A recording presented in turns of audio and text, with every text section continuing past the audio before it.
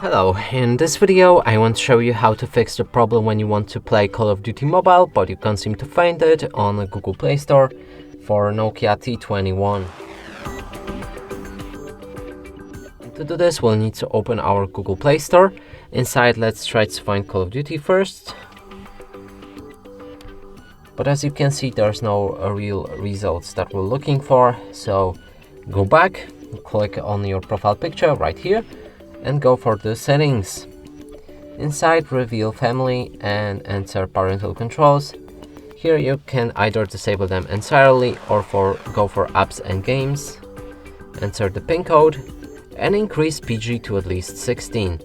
Make sure to save the settings afterwards, and if you go back and find the game again, it should be right here on the top and you can install it. And that's it for this video. Hope you like it. Please consider subscribing to our channel, leave a like and a comment below.